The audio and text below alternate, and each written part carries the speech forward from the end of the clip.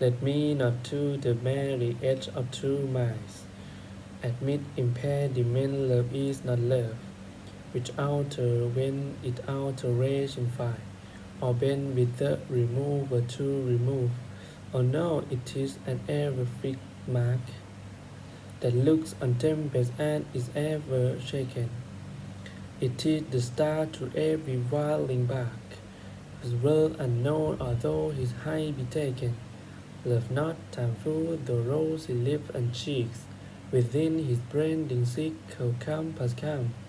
Love out though not with his brief hour and weeks, but bears it out even to the edge of doom. If this be error and upon be proof, I never read nor no man ever love. Marriage had no obstacle. If to love does not change when circumstance change, or one must go elsewhere or stay constant love. Even if the couple is facing difficult time or efforts, but their love is not shaken if it is true love.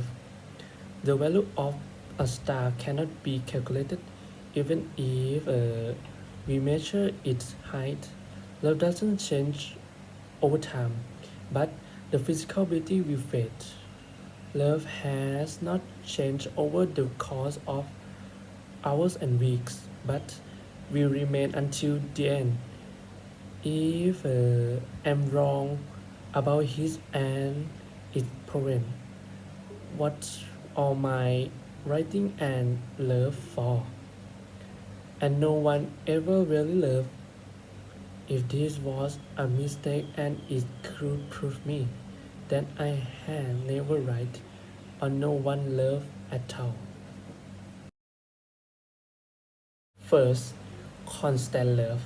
Next, ideal love. Next, enduring love. Next, marriage. And the last, destiny and lost. Sonnet 116 is an attempt by Shakespeare to persuade the reader of the indestructible qualities of true love, which never change and is immeasurable. But what sort of love are we talking about? Romantic loves, most probably. Although this sonnet could be applied to eros, philos, or agapes, erotic loves, platonic loves, or universal love. First, line 1 to 4. Shakespeare used the imperative "let me" not to begin his persuasive tactic, and he continued by using negation with that little word not appearing 4 times throughout. It's as if he uncertain about his concept of love and needs to state what it is not to make valid his point. So, love does not alter or change if circumstance around it change.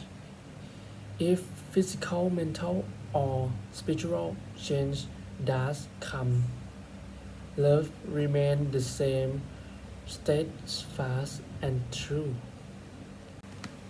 Next, line 5 to 8.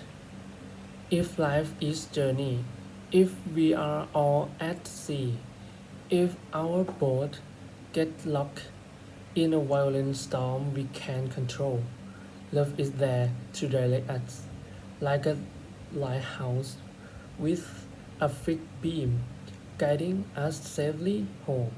Or metaphorically speaking, love is a fixed star that can direct us should we go astray.